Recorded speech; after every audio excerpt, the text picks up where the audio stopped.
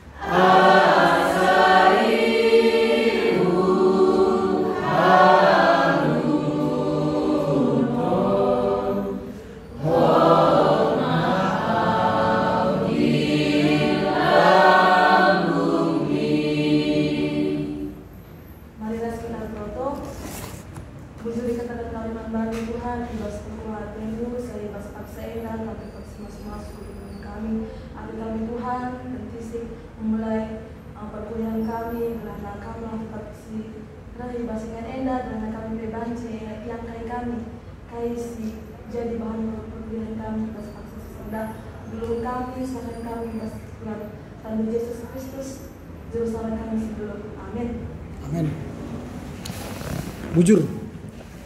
Ya, hari ini kita akan masuk dalam dua topik yang harus kita bahas.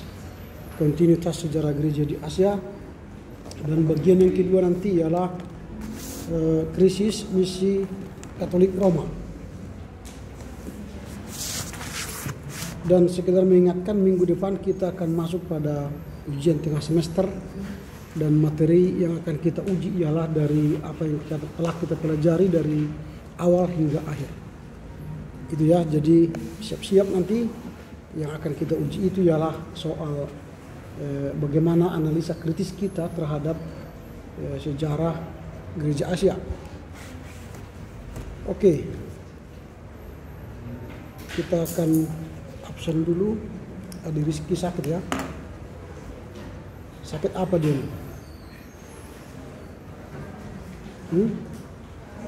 Sakit apa sih yang Rizky? Kalian belum lihat?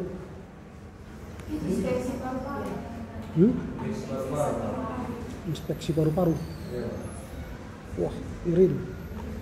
Itu berarti kalian sering tidur larut malam ya.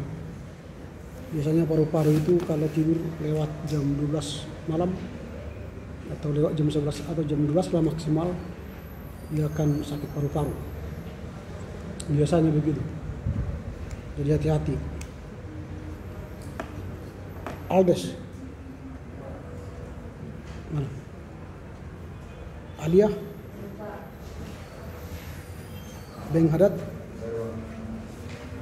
Bintang. Dermayani. Deborah. Fani. Febi. Halimah. Harama, Indrika, Ishak, Jacqueline, Jani, Jenita, Labora,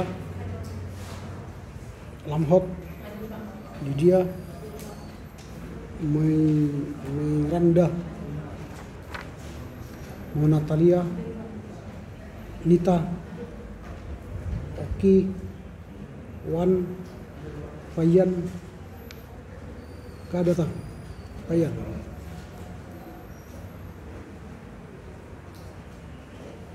Paltak Putri Romanito Kadatang. Rosanta Theodora Tuti. Oke. Yang 2 orang di belakang silakan duduk di depan.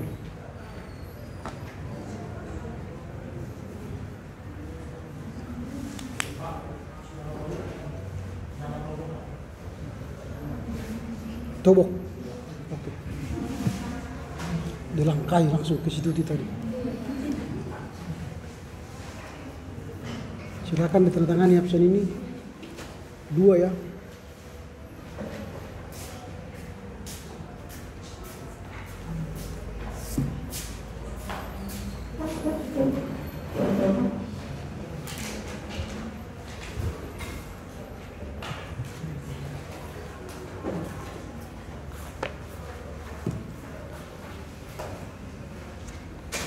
Oke. Karena ini ada 2 bagian yang harus kita selesaikan, maka setiap orang harus menyelesaikan tugasnya dengan waktu 3 menit. Sampaikan apa yang kau tahu dan jangan baca yang kau tulis, tapi sampaikan apa yang kau tahu mengenai kontinuitas kekristenan di Asia dan bagaimana permulaan misi Katolik di Asia. Itu saja disampaikan dalam waktu 3 menit, itu sudah banyak itu. Sehingga kami mengerti ya. Oke, kita mulai dari ini kelompok A ya. Nita Purnama Manado. Baik, terima kasih buat Bapak Dosen yang memberikan waktunya. Di sini saya akan menjelaskan hasil laporan baca saya berjudul Kontinuitas Sejarah Gereja Asia. Kontinuitas Sejarah Gereja Asia ini terbagi atas 6. Kontinuitas.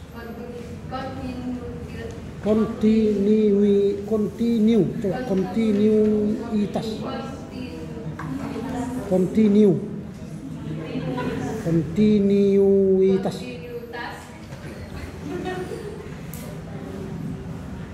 Silakan.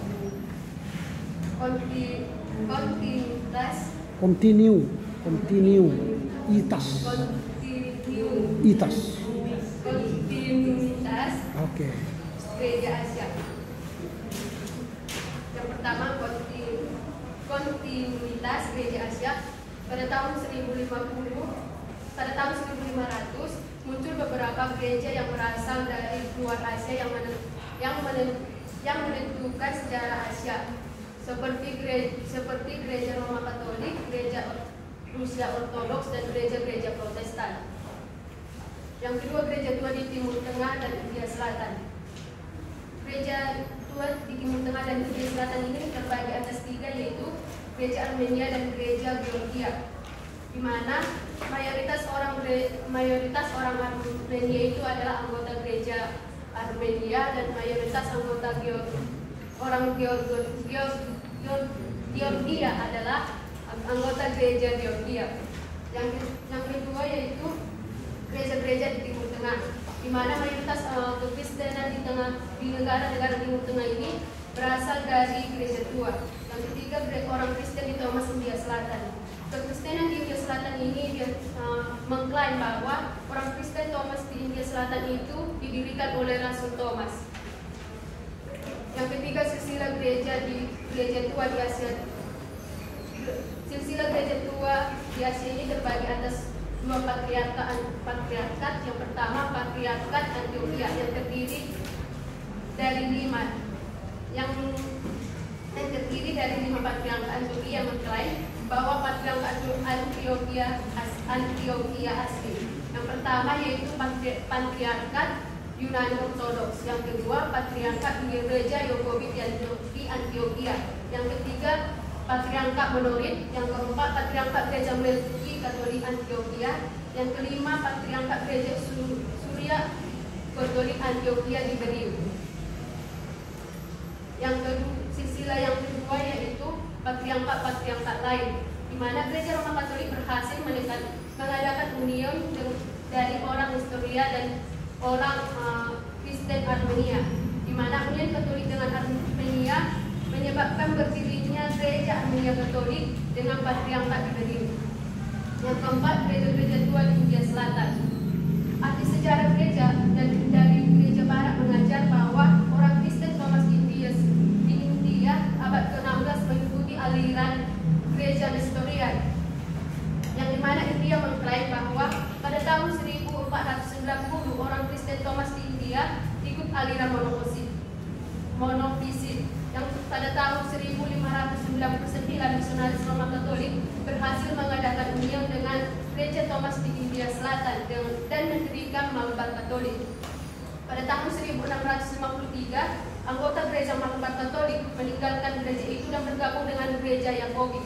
Pada tahun 1814, anggota gereja memisahkan diri dari gereja dan mereka bekerja sama dengan misionaris Anglikan dan mendirikan sebuah gereja, yaitu Gereja Anglo-Surya atau Kristen. Cukup. Kita lanjut ke Mona Talia. Baik, saya akan menyampaikan hasil laporan baca saya. Jadi pada tahun 1350 sampai 1500 telah terjadi perpecahan di sebagian besar Asia yang menyebabkan sejak abad 15 itu yang mengukir sejarah gereja Asia itu masih gereja yang berasal dari Asia, sedangkan pada tahun 1500 itu yang mengukir sejarahnya itu sudah di luar dari gereja Asia, seperti gereja Roma Katolik, gereja Rusia Ortodoks, dan gereja-gereja Protestan. Namun di balik perpecahan yang terjadi itu nggak menyebabkan bahwa gereja di Asia itu menghilang itu, masih ada juga gereja yang masih hidup.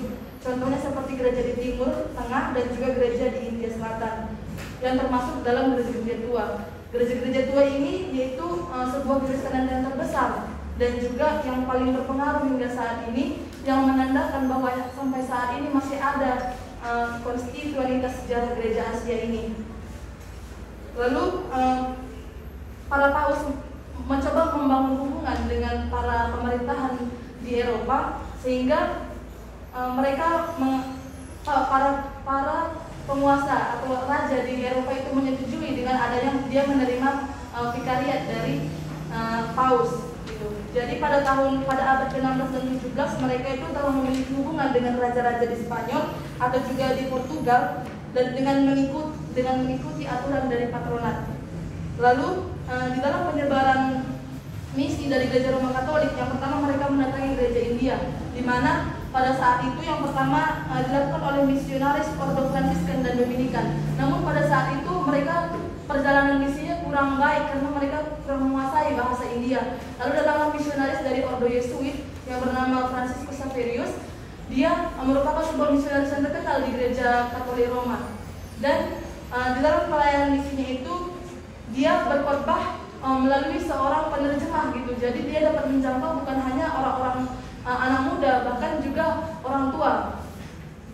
Selain Franciscus juga ada Yesuit lain seperti Roberto de Nobili yang melakukan penyebaran misinya itu melalui metode akomodasi atau penyebaran atau menyesuaikan diri dengan masyarakat setempat gitu. Jadi misalnya ada anggota baru yang masuk ke dalam organisasi gerejanya, dia nggak melarang kebiasaan-kebiasaannya selagi nggak bertentangan dengan aliran gereja.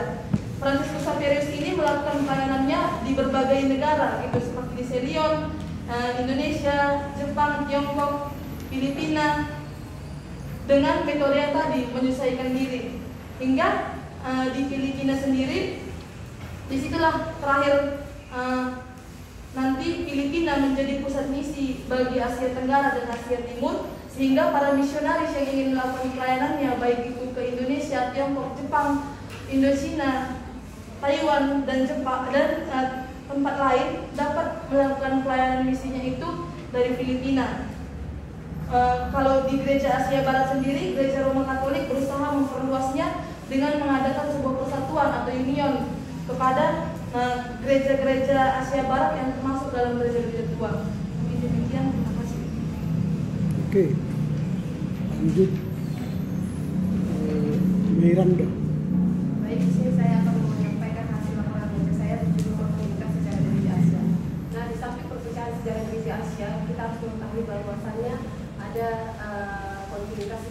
Asia.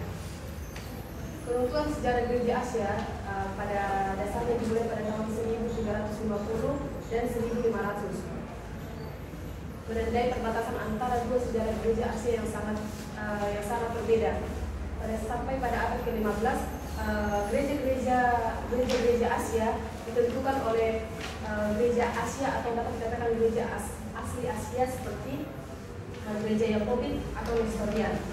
Nah, patriark gereja tua dibagi menjadi 3, yaitu yang pertama patriark Yunani Ortodoks, yang kedua patriark monofosit di Asia, dan yang ketiga patriarkat Nestorian. Tanda-tanda kontinuitas sejarah gereja Asia. Secara geografis maupun secara jumlah gereja-gereja tua menjadi tanda adanya kontinuitas sejarah gereja. Gereja itu ditemukan di Amerika, di Georgia, Suriah, Lebanon, Israel, Yordan, Irak, dan India Selatan. Yang masuk di zaman permulaan baru sejarah gereja Roma Katolik di Asia pada abad ke-16 dan ke-17. Gereja Roma Katolik di Asia pada abad ke-16 dan 17. Yang pertama itu gereja Roma Katolik di India dan Ceylon. Yang pertama gereja Roma Katolik di India. Gereja Roma Katolik di India pada mulanya dibentuk oleh misionaris, oleh Ordo Fransiskan dan Ordo Dominikan. Tujuan pelayanan ini adalah pembaptisan. Sedangkan tindakan atau pembinaan yang tidak ada, sehingga pelayanan ini kurang karena kurangnya pengetahuan orang itu tentang bahasa juga. Namun usaha misi Katolik ini berikutnya sejak abad ke-16 dimulai dengan datangnya misionaris dari Ordo Yesuit, terutama Franciscus Xaverius pada tahun 1506 sampai 1552. Tujuan pelayanannya adalah untuk meningkatkan kehidupan orang Portugis yang menyedihkan. Franciscus berkhotbah dengan menggunakan orang penerjemah, dan karunia-Nya itu adalah untuk orang-orang muda. Melalui anak-anak muda inilah orang tua mereka juga dapat terjangkau. Yang kedua adalah gereja Roma Katolik di Ceylon. Gereja Roma Katolik di Ceylon dimulai pada tahun 1517 oleh Ordo Fransiskan. Tetapi misi ini baru berkembang sejak tahun 1543. Pelayanan ini cukup berhasil. Pada tahun 1583 mencapai 43.000 orang Roma Katolik. Yang ketiga, gereja Roma Katolik di Indonesia. Dengan adanya pelayanan misionaris Roma Katolik, maka hadirlah gereja yang menetap di Indonesia. Metode misi yang dilakukan oleh Fransiskan yaitu metode katekisasi. Metode katekisasi dengan tujuan pembaptisan massal. Isi katekisasi itu yaitu yang pertama tentang 10 hukum Taurat, yang kedua iman rasuli, yang ketiga 2 Bapa Kami. Yang selanjutnya adalah gereja Roma Katolik di Jepang. Pada tahun 1593, Ordo Fransiskan memulai pelayanan misinya di Jepang, dan ini menyebabkan persaingan dua ordo, yaitu Ordo Yesuit dan Ordo Fransiskan. Pada masa perselisihan itu tahun 1597 mulailah terjadi penganiayaan di Nagasaki. 20 di antara 26 orang Kristen Jepang mati syahid. Dengan demikian, sejarah gereja Jepang terbuka berakhir secara tragis. Yang selanjutnya adalah gereja Roma Katolik di Tiongkok. Orang Portugis pada tahun 1594 berhasil. Oke, cukup. Lanjut, Budia. Kontinuitas sejarah gereja Asia. Nah, pada tahun 1350 sampai 1500 adanya kontinuitas sejarah gereja Asia, yaitu gereja-gereja itu mengalami keruntuhan, namun tidak terhapus sebagian, dan sebagian lagi itu yang menandakan adanya keberadaan gereja di Asia. Dan awalnya itu ada 2 gereja asli, yaitu gereja Yakobit dan Nestorian, dan muncul juga gereja-gereja lain dari luar Asia, yaitu gereja Syria Ortodoks, gereja Roma Katolik, dan gereja Protestan. Nah, gereja tua di Timur Tengah dan di India Selatan. Nah, gereja tua di Timur Tengah dan India Selatan itu digolongkan, mayoritas digolongkan itu berdasarkan gereja tua di Timur Tengah dan India Selatan, yaitu yang pertama itu adalah gereja Armenia dan gereja Georgia. Nah, gereja Armenia dan gereja Georgia itu di jemaatnya itu dari orang-orang Armenia dan orang-orang Georgia sendiri. Dan yang kedua itu gereja-gereja di Timur Tengah. Gereja-gereja di Timur Tengah itu mayoritas kecil itu berasal dari mayoritas dari Timur Tengah, namun ada juga kecuali dari Libanon. Nah, orang Kristen Thomas di India Selatan. Kenapa disebut orang Kristen Thomas di India Selatan? Karena disebutkan bahwa pendiri gereja ini adalah Rasul Thomas. Dan kekristenan tua di Asia diwakili dari gereja Armenia, gereja Georgia, gereja Timur Tengah, dan gereja Thomas. Dan gereja tersebut, gereja yang tadi itu hidup dari zaman mula-mula sampai abad pertama. Jadi silsilah gereja tua di Asia. Silsilah gereja tua di Asia itu biasanya digolongkan dengan aliran gerejawi, namun bisa juga digolongkan dengan ritus. Ritus itu adalah liturgi. Yang pertama itu adalah Patriarkat Antioquia. Nah, Patriarkat Antioquia ini berasal dari 5 patriarkat. Yang pertama itu yang satu dari Yunani Ortodoks, satu lagi dari monofosit, dan 3 lagi mengikut Katolik. Dan perkembangan tersebut terjadi karena adanya perpecahan. Yang pertama, akibat perselisihan kristologis yang terjadi dalam gereja Suria antara pihak Yunani Ortodoks dan monofosit. Dan yang kedua, karena adanya usaha gereja Roma Katolik mengadakan union dengan gereja lokal. Dan selanjutnya ada juga patriarkat lain. Patriarkat lain ini itu disebabkan karena gereja Roma Katolik itu mengadakan union dengan sebagian dari orang Nestorian. Dan ada lagi 4 patriarkat Armenia di Esmijin, Turki, dan Libanon, dari Yerusalem dan Istanbul. Dan selanjutnya gereja-gereja tua di India Selatan. Pada abad ke-16 ikut aliran gereja Nestorian. Tahun 1490 mereka ikut monofosit dan mempunyai hubungan dengan gereja Yakobit. Pada tahun 1599, misionaris Roma Katolik mengadakan union dengan gereja Thomas di India. Dan pada tahun 1814, gereja itu memisahkan diri dari gereja mereka dan bekerja sama dengan misionaris Anglikan mendirikan gereja Anglo-Suria. Dan tahun 1874, sebagian anggota gereja Malabar Katolik memisahkan diri dan mendirikan kembali gereja Nestorian di India. Dan pada tahun 1875 terjadi pembaruan Protestan antara orang Yakobit dan gereja Suria. Dan tahun 1930 gereja Suria Yakobit mengalami perpecahan dan anggotanya meninggalkan gereja. Dan pada tahun 1961 terjadi perpecahan antara gereja Suria Matoma dan berdirilah gereja Kristen Thomas. Nah, patriarkat gereja tua. Patriarkat gereja tua itu, daftar patriarkat gereja itu yang pertama adalah patriarkat monofosit, Nestorian, Yunani Ortodoks, dan Katolik. Dan ritus-ritus yang digunakan adalah ritus Antioquia. Namun ada juga yang menggunakan ritus Bizantium. Namun tanda kontinuitas di gereja Asia secara geografis, jumlah gereja tua menjadi tanda adanya kontinuitas sejarah gereja di Asia. Kita memasuki zaman permulaan baru sejarah Roma Katolik di Asia pada abad ke-16 dan 17, patronat Portugis dan Spanyol. Pada tahun 1480, pemerintah bangsa Mongol-Tatar di Rusia berakhir dan dimulai pada tahun 1224. Dan pada tahun 1492 selanjutnya Liberia.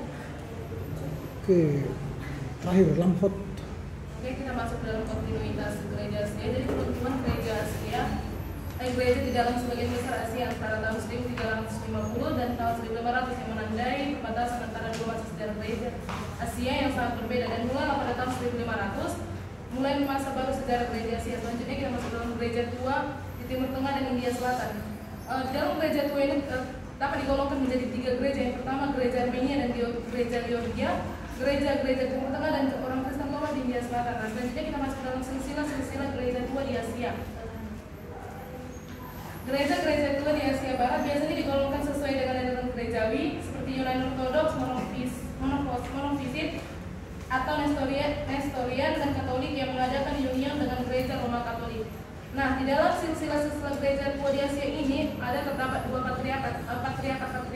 Yang pertama itu patriarkat Antioquia. Di dalam patriarkat Antioquia ini juga dapat digolong menjadi 5 patriarkat.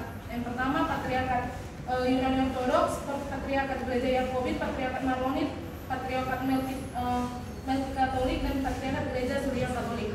Dan yang kedua patriarkat lainnya. Di dalam patriarkat lain ini terdapat patriarkat Armenia di Esmiagir, Kilikia, dan berkedudukan di Antelias, di Libanon, Yerusalem, dan Istanbul, Konstantinopel. Selanjutnya kita masuk dalam gereja-gereja tua di India Selatan. Gereja yang termasuk di dalam gereja-gereja tua di India Selatan ini yang pertama ada gereja Nestorian di Tripur, gereja Suria, gereja Malabar, gereja Malangka, gereja Suria, Martoma, dan Malabar. Selanjutnya kita masuk ke dalam patriarkat gereja tua. Yang termasuk di dalam patriarkat gereja tua ini ada patriarkat Monofisit, Nestorian, Yunani Ortodoks, dan Katolik yang mengikuti ritus-ritus tua di Asia. Selanjutnya kita masuk dalam tanda kontinus gereja Asia. Jadi secara geografis maupun secara jumlah gereja-gereja tua menjadi tanda adanya kontinuitas sejarah gereja Asia. Gereja-gereja itu ditemukan di Armenia, Georgia, Syria, Libanon, Israel, Yordania, Irak, dan India Selatan. Baik, selanjutnya kita akan masuk ke dalam zaman permulaan baru sejarah gereja Roma Katolik di Asia pada abad ke-16 dan ke-17. Tahun 1500 telah terjadi 3 peristiwa yang sangat mempengaruhi baik sejarah dunia maupun sejarah gereja Asia.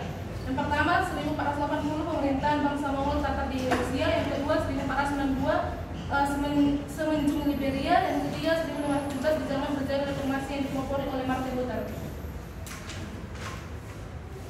Berdirinya kongregasi propaganda. Jadi di tahun 1622 Paus Gregor 15 mendirikan kongregasi propaganda Fight atau penyebar luasan iman.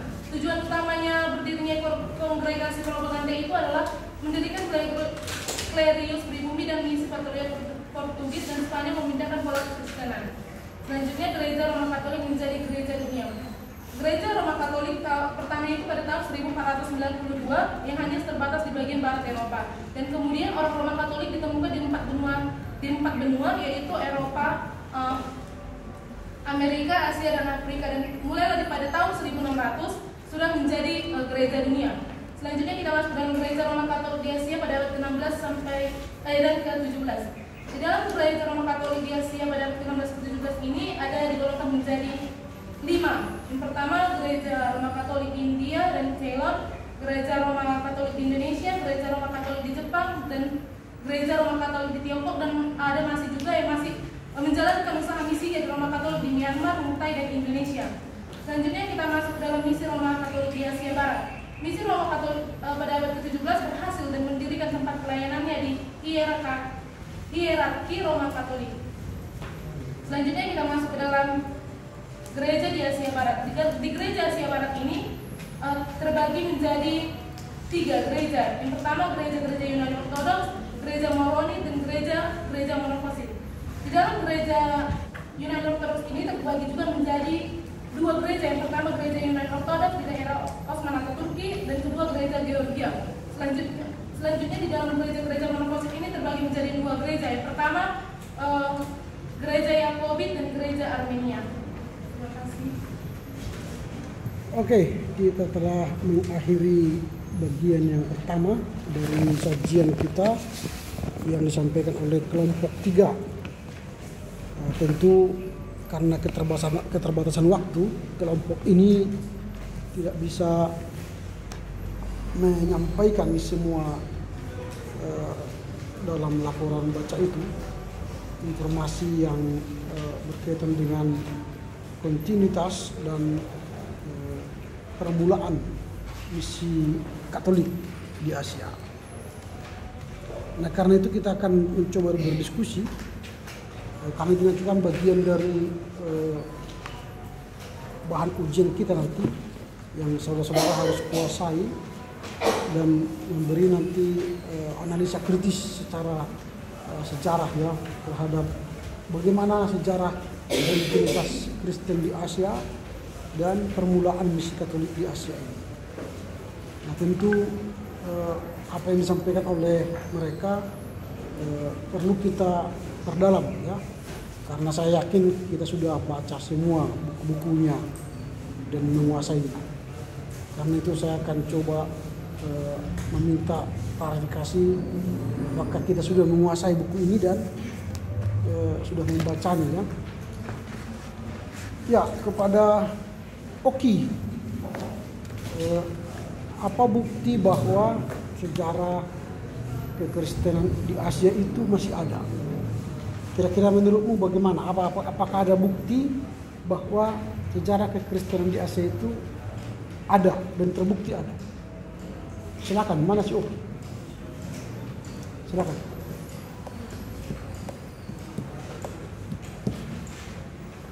Karena mereka tadi kurang jelas menyampaikan itu.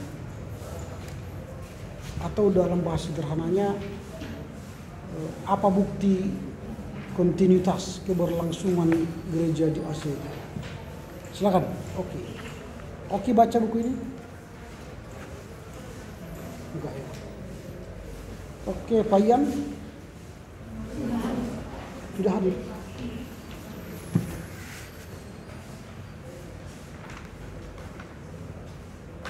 Oh ya, tadi tidak hadir. Tidak hadir ya. Kalau begitu, yang di bawahnya lah Paltak. Gimana Paltak? Apa bukti bahwa kontinuitas sejarah gereja di Asia itu ada? Silakan, mana si Paltak? Silakan. Baca buku ini. Oke. Kita naik ke atas. Beng Haddad.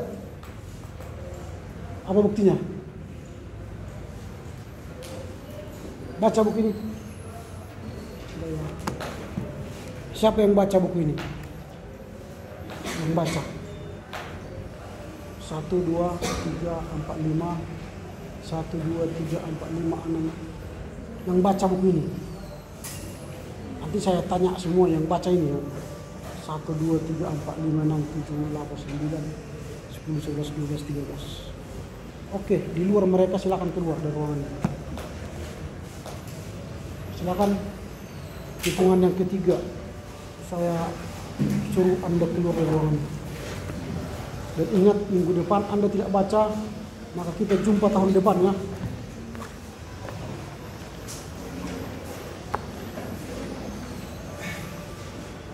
Siapa lagi? Cepat.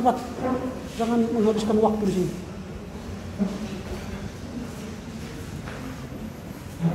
Satu.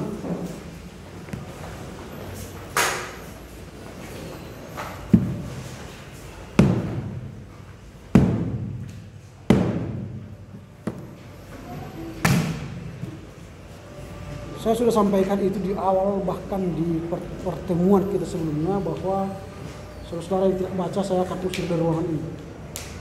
Dan minggu depan jika saudara tidak baca, jangan salahkan saya, kita jumpa tahun depan 2024 dalam mata kuliah yang sama.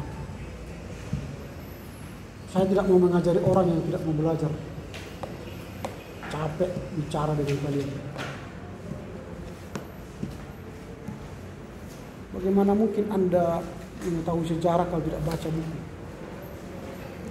Dan orang yang tidak mengetahui sejarah ialah orang tolol, orang bodoh. Alkitab itu semua sejarah. Kalau Anda tidak suka sejarah, udahlah, masuk aja ke kuburan. Lebih baik itu. Atau tinggalkan kampus ini. Masih tingkat semester 4 kan? Tinggalkan aja kampus ini. Masih ada kesempatan kok. Belum berdosa kali ke Tuhan nanti.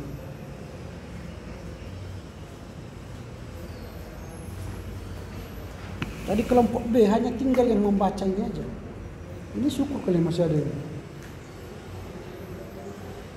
Kelompok B tadi hanya yang membaca itu tinggal. Yang lain nggak baca. Ngeri. Kelompok C pula.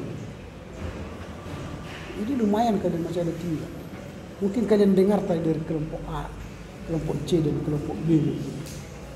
Maka coba baca-baca sebentar.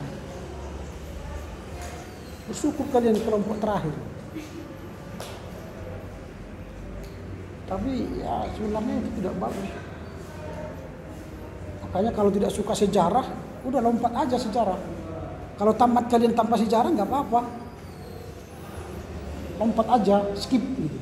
Ada mata kuliah sejarah, skip gitu. Langsung aja lompat ke teologi PB, seminar PB, atau lompat ke skripsi, nggak apa-apa. Coba aja dulu, langsung nulis skripsi di sini. Kalau bisa. Tapi kalau tidak bisa, masuk ke kelas saya. Ikuti aturan main saya. Kalau tidak suka, ya tahankan aja, tahan-tahan gitu. Ya, pura-pura baca gitu. Siapa yang baca ya pura-pura baca gitu. Tapi siap-siap dah, saya tanya ya. Oke, kita lanjutkan ya.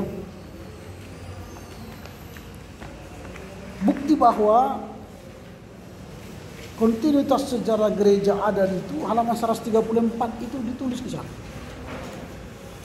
Di Asia Barat sampai sekarang ini ada gereja-gereja tua yang merupakan kekristenan terbesar dan paling berpengaruh. Kekristenan itu adalah bagian dari integral dari Asia dan melalui keberadaan gereja tua diekspresikan dengan jelas bahwa agama Kristen adalah agama itu. Jadi kalau kalian baca dari awal 127 itu, di situ kata kunci yang disebut oleh Klaus Wetzel. Dia mengatakan bahwa sebelum abad ke-15, abad pertama sampai abad ke-9, yang menentukan teologi Kristen di dunia ini adalah Asia. Karena Yesus lahir di Asia Barat. Doktrin-doktrin yang dibangun gereja yang kita imani sampai sekarang ini itu berasal dari Asia. Konsili Trente, konsili Nicea, konsili Efesus, konsili-konsili itu semua itu berada di Asia. Dan orang Asia yang memengaruhi orang Eropa. Sehingga pada abad ke-9 ke-10 orang Eropa menerima Injil, lalu mereka membahas Injil, kemudian mereka mendalami Injil sampai abad ke-15. Dan setelah abad 15 mereka tahu semua tentang kebenaran Injil. Lalu Asia itu ditinggal oleh Eropa. Lalu kita belajar kekristenan dari Eropa. Aneh kan? Kekristenan berasal dari Asia, ajarannya berasal dari Asia, tapi yang membesarkan kekristenan itu Eropa. Lalu mereka membawa Injil lagi ke Asia dengan gaya Eropa. Teologi yang kalian minati dan pakai sekarang adalah teologi Eropa. Jadi ngapain kalian orang Asia ini sekarang tinggal di Asia ini? Orang lain yang menguasai kalian. Lalu banggalah kalian studi-studi ke Eropa kan? Jebolan-jebolan Eropa. Padahal nggak tahu kalian dari Asianya kekristenan ini berasal. Ngapain kalian studi ke Eropa? Dari Asianya kekristenan ini. Lebih baiklah kalian ke Yerusalem belajar. Tapi jangan seperti Ustadz Kainama itu kan. Belajar di Haifa, Israel. Tapi dia nggak tahu ajaran kekristenan. Dia dari pendeta katanya balik jadi Ustadz. Lalu berdialog, dia mengajarkan ajaran yang sembarangan. Dia katakan ya saya itu 600 tahun sebelum Muhammad. Nggak tahu sejarah. Makanya orang yang tidak tahu sejarah itu orang tolol. Orang tolol. Jadi kalau kalian supaya jangan tolol, tahu sejarah. Supaya jangan asal ngomong seperti Ustadz Kainama itu.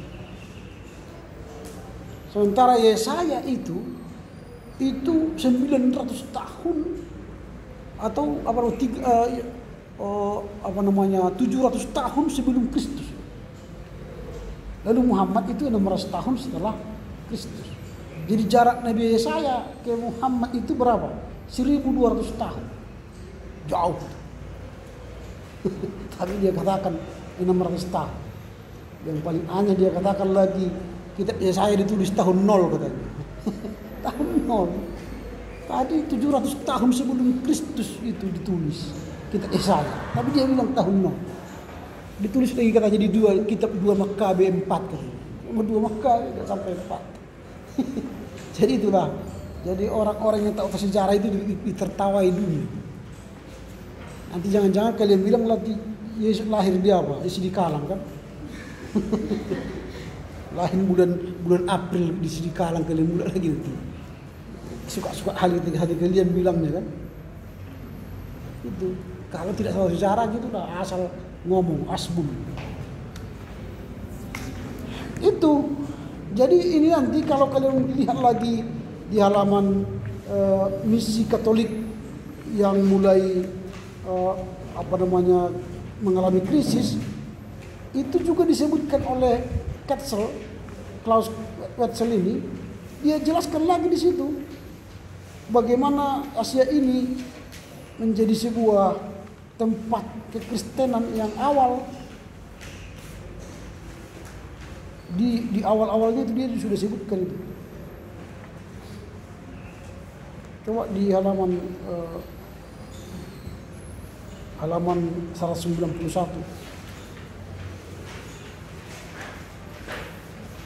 Oh, bukan halaman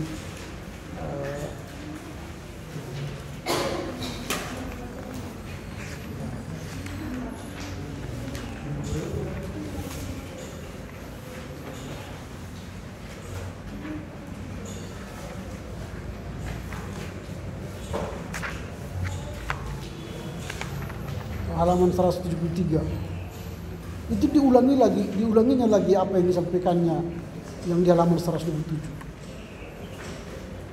Dia mengatakan begini, bahkan sampai abad ke-10 gereja Asia memengaruhi pembentukan gereja dan teologi gereja Eropa.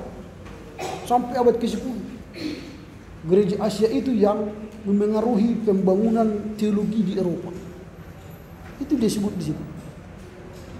Asia mempengaruhi pembentukan gereja dan teologi gereja Eropa. Keputusan-keputusan yang menjadi dasar teologi Kristen diambil pada kesempatan konsili-konsili yang dilaksanakan di Asia mana? Asia Barat. Dan para teolog yang paling berpengaruh pada konsili ini adalah para teolog bukan dari Eropa.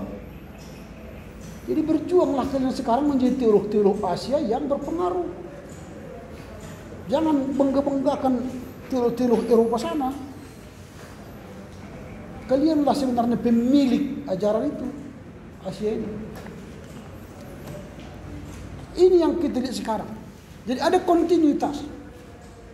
Jadi bagaimana kontinuitas Kristen di Asia itu? Kalau menurut Wetzel Klaus tadi ada beberapa metode yang mereka lakukan.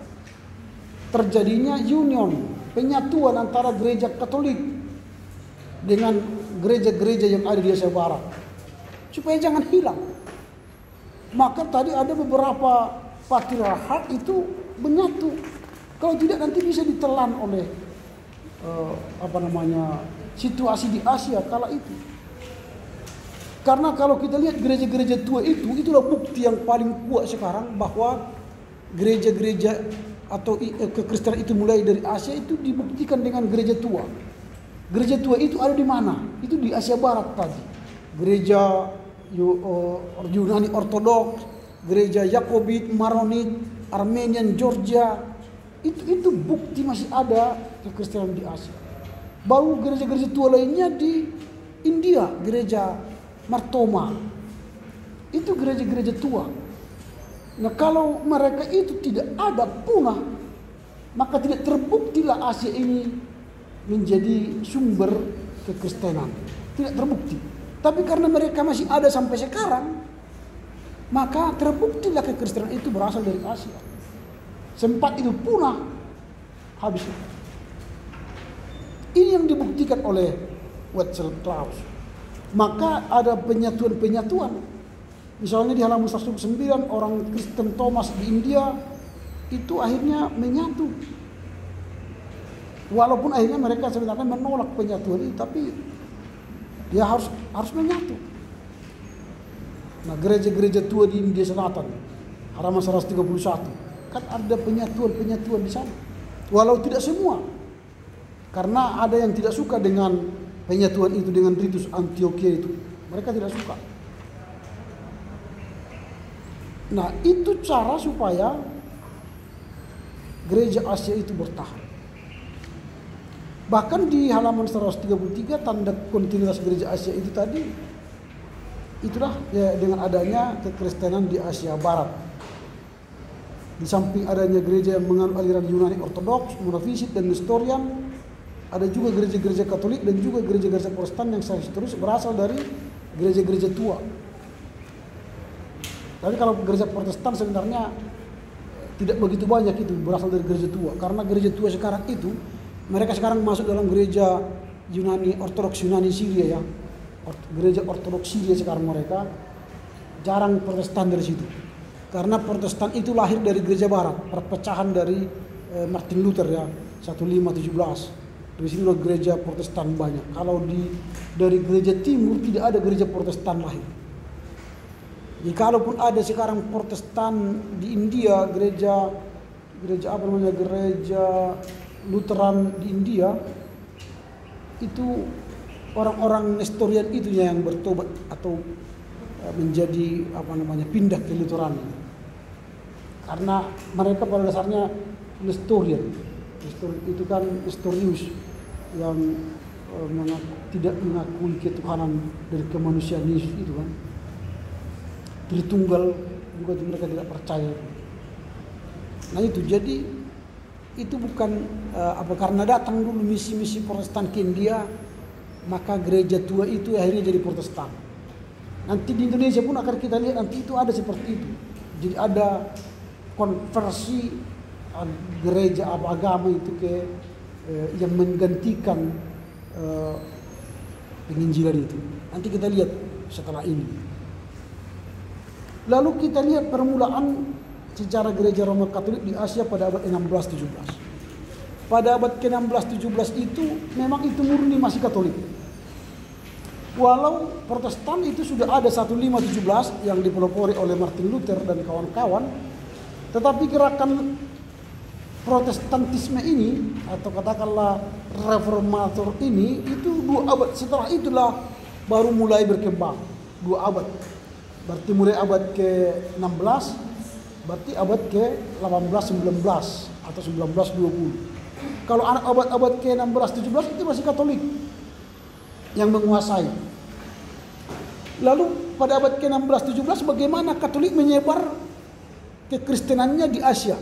Nah di sini dijelaskan ada 2 negara yang menjadi pelopor penyebaran itu, yaitu Prancis dan Spanyol.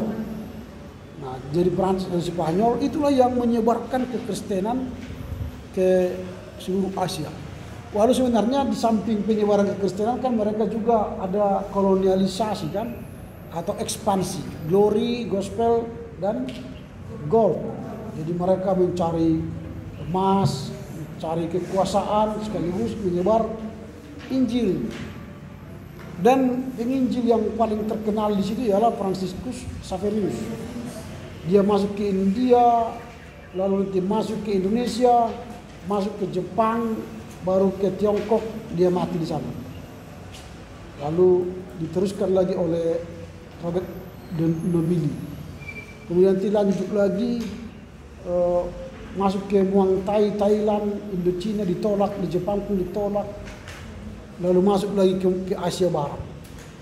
Itu perkembangan sejarah Katolik itu. Di beberapa tempat ditolak, di beberapa tempat mereka berjuang. Nah, kemudian dalam pengembangan itu ada 2 mazhab yang saling bertolak belakang antara Ordo Franciscus dan Ordo Jesuit. Ordo Fransiskan lebih condong pakai metode latinisasi. Artinya semua penyebaran agama Katolik itu harus tunduk pada Roma, menggunakan ritus Latin, menggunakan bahasa Latin. Tidak boleh menggunakan bahasa daerah atau ritus daerah. Sementara Ordo Yesuit mereka akomodatif. mereka bisa menerima budaya, menerima istiadat, dan tidak harus melatinisasi semua daerah. Mereka bisa melakukan ritus-ritus lokal atau akomodatif. Nanti itu juga akan menjadi persoalan besar, dan itu nanti masuk bagian yang kedua orang kita akan terjadi krisis misi Katolik gara-gara itu. Nah, itu yang dikerjakan, dan akhirnya nanti memang pada abad 16-17 ini misi Katolik ini berjalan di Asia, walau di beberapa tempat tidak bisa berjalan dengan baik, tetapi di India mereka melakukan banyak hal. Franciscus Xaverius, kemudian Roberto de Nobili berkarya di India, kemudian dari sana ke Indonesia. Di Indonesia mereka masuk ke Maluku, ke Sulawesi Utara, dan masuk nanti ke NTT sampai ke Timur sekarang jadi Timur Leste sekarang. Itu semua jadi Katolik. Jadi agama pertama yang masuk ke Indonesia itu Katolik, bukan Protestan. Nah, itu di Ambon. Jadi orang Ambon itu semua orang Katolik gitu. Nah, jadi itu namanya penyebaran di Indonesia. Bahkan kalau nanti di sini kalian lihat bagaimana Franciscus Xaverius mendarat di Ambon, dan pernah juga ke Makassar, ke Ujung Pandang, ke Maluku, ke Ternate. Nah, ini perjalanan dari Franciscus di Indonesia. Hanya sebentar di Indonesia, sekitar 18 bulan itu. Lalu dia pergi ke Jepang karena dia bertemu dengan Yajiro. Lalu Yajiro membawa dia ke Jepang. Di Jepang Katolik ini mengalami persoalan, dibunuh dan diancam. Akhirnya dia keluar dari sana, dan memang ini menjadi trauma nanti penginjilan di Jepang abad 19-20, karena melihat penginjilan Katolik sana gagal, tanda petik ya. Misi-misi Protestan pun agak gagal, agak tanda petik gagal di sana. Makanya sekarang juga misi dunia di Jepang itu tidak memuaskan sebenarnya, karena mereka sangat orang Jepang ini kan sangat komitmen dengan Shinto-nya, ya, dewa mataharinya kan. Jadi susah ditinggalkannya. Tapi kalau mereka sudah jadi Kristen, mereka jadi taat sekali. Nah, itu dari sana kembali ke Tiongkok. Di Tiongkok lah Xaverius meninggal di Makau, dan kemudian di sana penginjilan dilakukan. Dari sana dilakukan penginjilan oleh Katolik lagi nanti ke Myanmar, Muang Thai, dan Indochina. Tapi ini semua gagal ya, tidak berhasil misi di sana. Di Filipina berhasil. Di Filipina sekarang itu Katolik hampir 90% ya, Katolik di Filipina. Protestan itu hanya mungkin 10% Protestan di Filipina. Baru dari situlah mereka kembali ke Asia Barat, dan di Asia Barat inilah mereka tadi ada union, penyatuan atau menerima gereja-gereja Yunani Ortodoks sampai gereja-gereja monofisik. Nah, ini misi mereka di Asia Barat. Nah, inilah misi Katolik itu. Jadi misi Katolik itu pada abad 16-17 kita katakanlah gemilang di Asia, walau beberapa daerah mereka mengalami tantangan. Nah, inilah yang kita lihat. Jadi nanti misi pertama agama Kristen itu bukan Protestan ke Indonesia, tapi Katolik. Tapi kalau ke arah Barat sebenarnya yang masuk itu tidak diberitakan Katolik apakah Protestan, tidak ada diberitakan kapan Katolik masuk ke Barat. Tapi yang ada yang diberitakan ialah misi Protestan di Barat, yang dimulai dari Spirok ya. Tapi misi Nestorian dimulai di Barus, Nestorian abad ke-7. Nah, rencana kami nanti semua dosen mau meneliti ke sana bulan April ini. Jadi ke Nestorium, ke gereja Nestorium. Nah, dulu ada di situ bangunan gereja, tapi karena sudah terkikis oleh laut, akhirnya dia makin bangunan itu makin dibawa ke laut. Lalu sekarang orang-orang Barus itu menembok lagi pantai ini, akhirnya ini hilang bangunan itu. Lalu sekarang dibangunlah di situ titik nol Islam di Indonesia.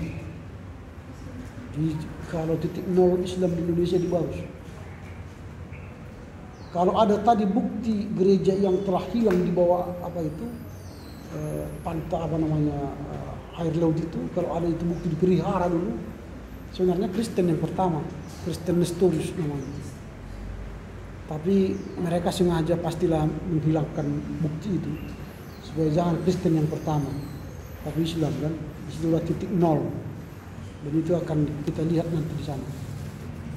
Karena tidak ada titik nol kekristenan, maka kami dari Angkola membuat titik nol kekristenan di Parasorat. Itulah titik nol. Di sanalah masuk sending RMG, di sanalah dibaptis pertama orang Batak pertama, yaitu Simon Siregar dan Yakobus Tapobolo. Dan kami akan juga ke sana nanti karena di KPA sudah bangun di situ situs monumen 150 tahun kekristenan di Angkola. Dan dari situlah kami ke Sibolga, ke Barus, ke Singkil, ke Sidikalang, lalu kembali ke Medan. Nah, inilah perkembangan. Tapi itu sudah misi Protestan ya. Tapi kalau misi Katolik saya katakan tadi tidak diberitakan di daerah barat ini, masih daerah timur. Oke, sampai di sini dulu, kita istirahat sekitar 5 menit. Nanti setelah itu kita akan masuk bagian yang kedua mengenai krisis misi Katolik, dan setelah itu nanti kita akan mengakhiri dengan pembahasan bagaimana misi Protestan mulai ada di Asia, jadi misi Protestan. Oke, silakan kalau mau istirahat, mau minum, mau kamar mandi, silakan.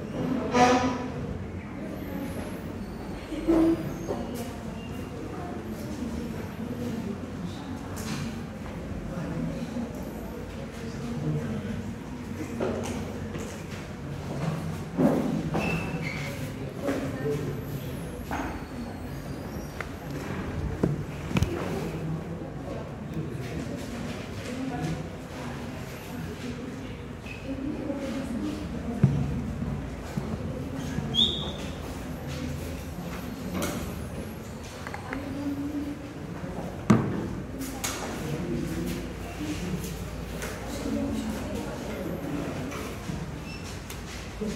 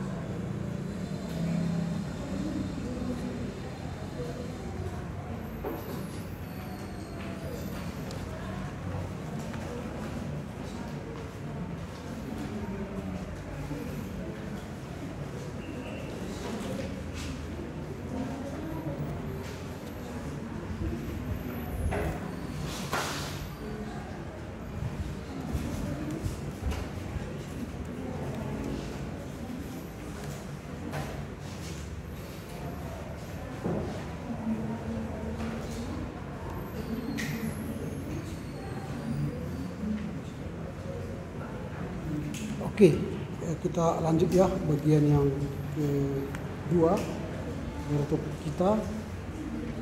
Kita akan membahas mengenai krisis yang dihadapi oleh GKR dalam rangka misinya di Asia. Apa yang menyebabkan mereka mengalami krisis itu akan kita bahas sekarang. Lalu bagaimana permulaan dari misi Protestan di Asia itu akan kita bahas. Nah, setelah ini nanti 2 minggu yang akan datang setelah UTS kita akan membahas misi Protestan di Indonesia sejak 1945 sampai sekarang. Nah, itu yang akan kita bahas dan kita akan masuk pada bagian yang pertama, bagaimana krisis itu terjadi, apa-apa saja yang membuat Katolik mengalami krisis. Kita akan dengarkan dari kelompok 4 yang dimulai dari saudara Indrika Labora, silakan. Ya?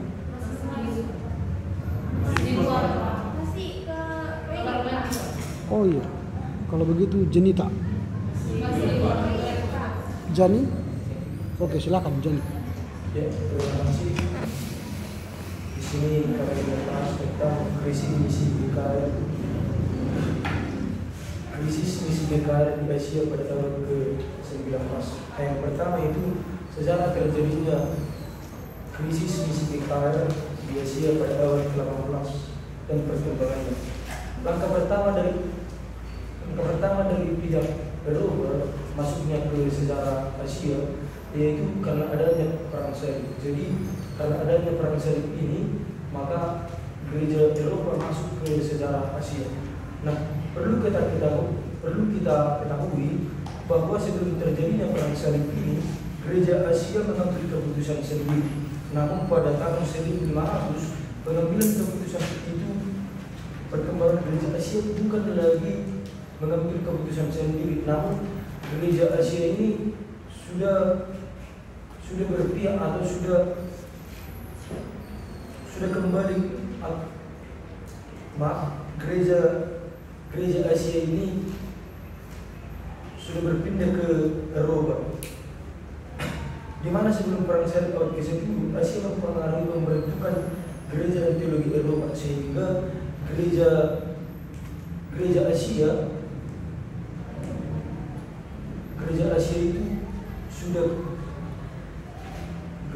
itu secara garis besar bergantung pada gereja yang ada di Eropa, sehingga dapat kita simpulkan karena adanya persoalan ini, gereja Asia itu sudah bergantung pada gereja Eropa. Maka dari situ, sehingga bila terjadi krisis di gereja Eropa, terjadi juga krisis di Asia, karena Asia sudah bergantung pada Eropa.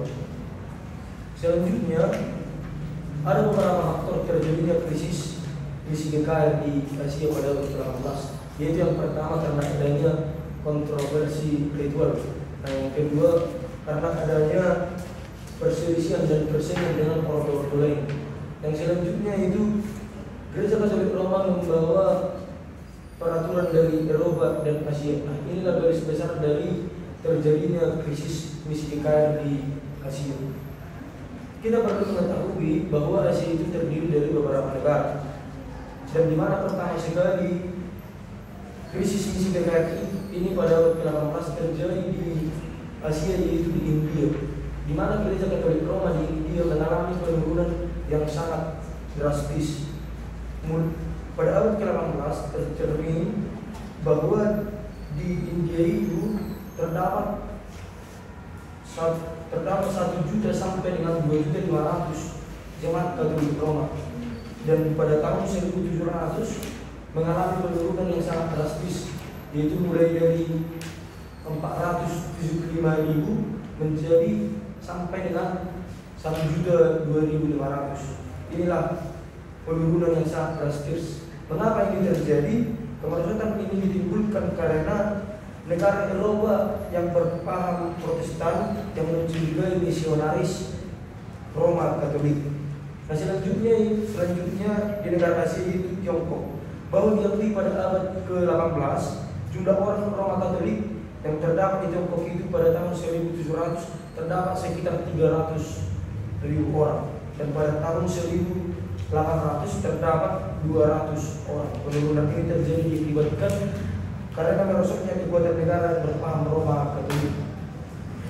Yang selanjutnya itu di Indonesia, pada tahun 1725 di Kamboja itu terdapat 22.000 orang, dan selanjutnya pada tahun 1786 terdapat 13.000 orang.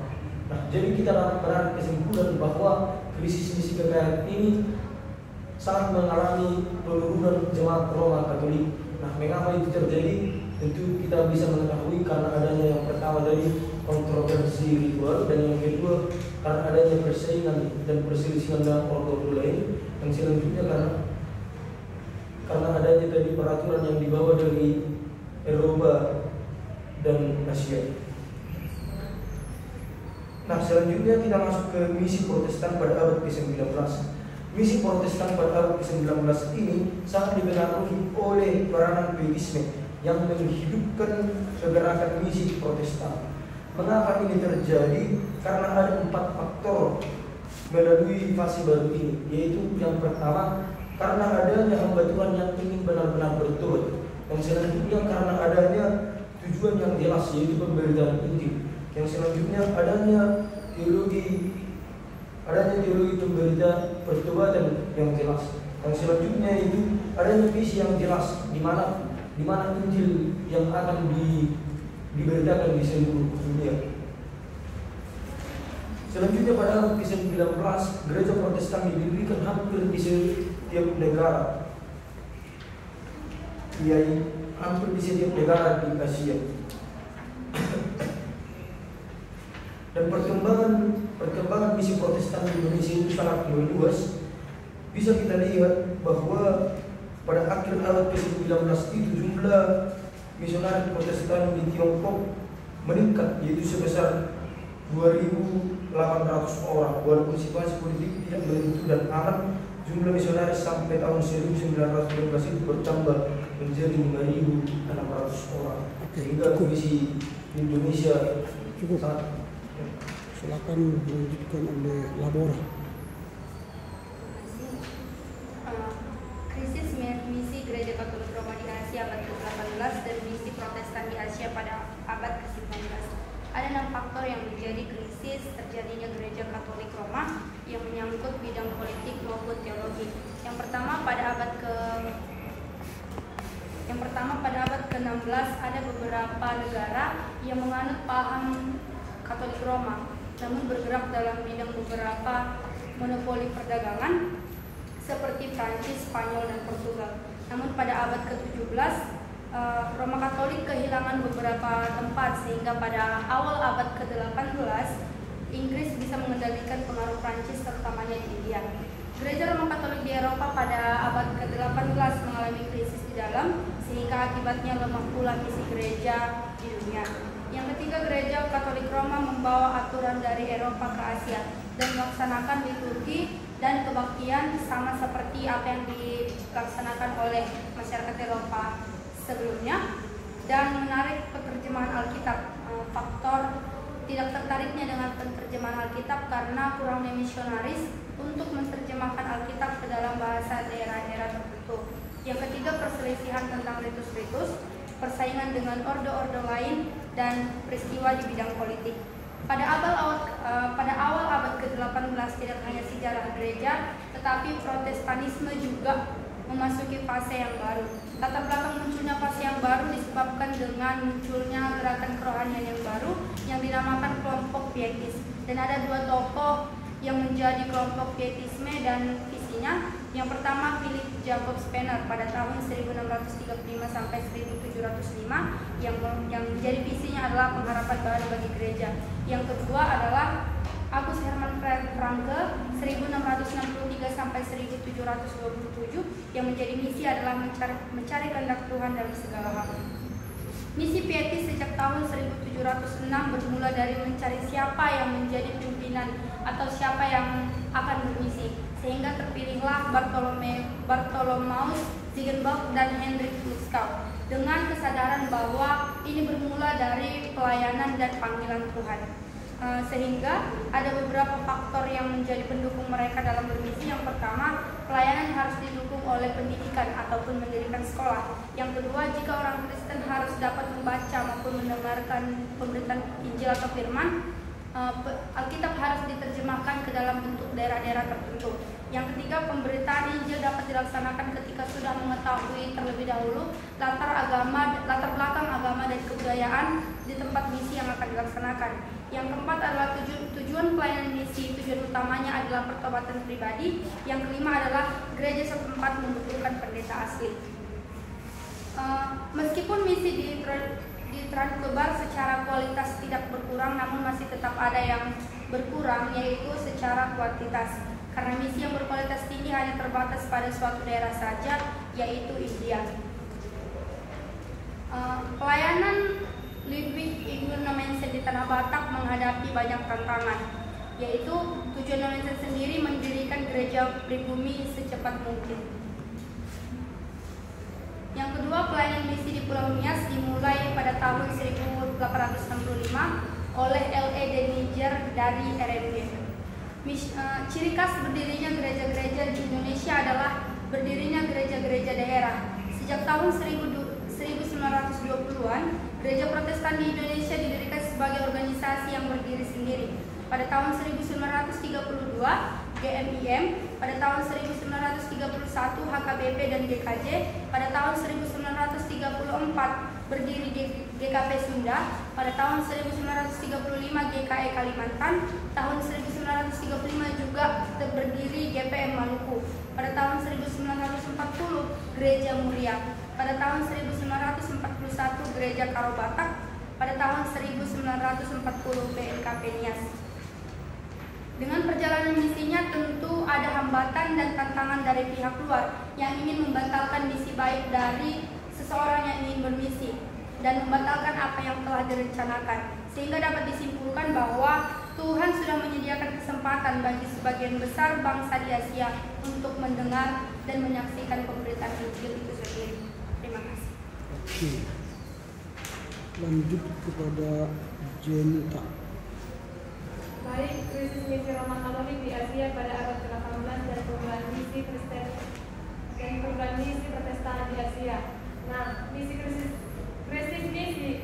pada gereja Roma Katolik itu disebabkan oleh faktor politik dan teologi. Yang pertama, pada abad ke-16, gereja yang menganut paham Roma Katolik memonopoli perdagangan dunia, sehingga pada abad ke-17 timbul persaingan baik itu dari paham yang menganut Roma Katolik maupun dari luar itu. Yang kedua, Jansenisme memperlemah kehidupan gereja Roma Katolik dan juga misinya. Yang ketiga, gereja Roma Katolik ini membawa aturan-aturan di Eropa dari Eropa ke Asia, sehingga menghalangi terbentuknya klerus asli dan tidak bertumbuhnya gereja Roma Katolik di Asia. Yang keempat, perselisihan tentang ritus. Pada tahun 1704, Paus Clement XI menolak akomodasi. Dan yang kelima, perselisihan dan persaingan dengan Ordo Yesuit dan tentang metode misi. Yang terakhir itu, gereja Roma Katolik kehilangan struktur misioner karena pemerintah Prancis di Roma pada tahun 1808 melarang kongresi propaganda. Di India sendiri, misi Roma Katolik berkurang. Perselisihan tentang ritus-ritus juga menyebabkan pertentangan. Pada tahun 1759, Ordo Yesuit dilarang, sehingga misionaris Roma Katolik harus meninggalkan India dan berakibat jumlah pengikut Roma Katolik di India berkurang. Dan di bawah pemerintahan Belanda, misi Roma Katolik di Kairo tidak dapat diteruskan. Sedangkan di Indonesia sendiri, misi Roma Katolik hanya terbatas Solo, Flores, dan Timor. Itu pun di Timor sudah dihancurkan oleh Belanda. Di Tiongkok selama 15 tahun, misi Roma Katolik ini berjalan dengan baik. Tetapi dan mencapai sasaran, khususnya Ordo Yesuit ini mencapai sasaran akomodasi, yaitu mendapat jabatan yang berpengaruh di pemerintahan. Namun Charles Milan de Cardin ini membawa dekret Paus dari India ke Tiongkok dan menyatakan penolakan akomodasi dan penggunaan dan pemakaian kata Santi kepada Allah dan pemujaan nenek moyang dan penggunaan Konghucu, sehingga Kaisar Tiongkok tidak puas dengan keputusan di Clement Charles tadi, dengan keputusan tersebut, sehingga di Kaisar Tiongkok tadi mengambil keputusan hanya misionaris yang mengikuti pola akomodasi lah yang dapat menyebarkan Injil di Tiongkok, sehingga misionaris Roma Katolik di Tiongkok sendiri pada tahun 1701 hanya sekitar 117 orang. Di Asia Barat, di Myanmar, misi Roma Katolik terbatas, tetapi di Filipina sudah ada mayoritas penduduknya sudah menganut Roma Katolik. Di sana sudah ada organisasi gereja yang kuat dengan keuskupan agung di Manila dan tiga keuskupan lainnya. Di Asia Barat sendiri, tujuan Roma Katolik adalah mengadakan union dengan gereja-gereja setempat. Meskipun demikian, hanya sebagian gereja yang mengikuti union tersebut, sehingga akibatnya union tersebut tidak dapat berjalan dengan lancar dan memperlemah gereja Roma Katolik dan mempersulit terjadinya hubungan kerjasama dengan gereja-gereja di Eropa. Karena bagi gereja Yakobit, usaha dari Roma Katolik untuk mengadakan union itu menjadi pukulan yang berat. terjadi sampai ke masalah keluarga, karena ada keluarga yang ikut union dan yang lainnya tidak ikut. Selanjutnya, pengumuman misi Protestan di Asia untuk pertama kalinya tidak ada motivasi politik dan perdagangan. Motivasinya benar-benar karena panggilan Tuhan dan pegawai Injil. Sehingga pada awal abad ke-18, Pietisme di Jerman dihidupkan oleh kalangan Felix Jakob Schroeder dan August Hermann Frank. Program Pietisme ini adalah pengharapan baru bagi gereja. Dan August Frank ini yaitu tujuan utamanya adalah mengabarkan Injil dan membawa jiwa kepada Tuhan. August Frank ini juga mengharapkan dari hal ini banyak jiwa, banyak Injil dibawa ke seluruh dunia. Selanjutnya di Canterbury misi Pietisme. Cukup. Kita lanjut ke Jacqueline. Krisis misi Roma Katolik di Asia pada abad ke-18, permulaan misi Protestan di Asia dan misi Protestan di Asia pada abad ke-19. Pada abad ke-9 sampai abad ke-10, misi gereja Yunani Ortodoks membentuk sebagian besar gereja di Eropa Timur, termasuk gereja Rusia. Namun pada tahun 1500-an, keputusan tentang jalannya gereja di Asia diambil alih oleh Eropa, dan sebagian besar sejarah gereja Asia bersifat adalah gereja misi. Adapun beberapa krisis yang terjadi pada abad ke-18 meliputi 6 faktor, antara lain yang disebabkan oleh faktor teologi maupun politik.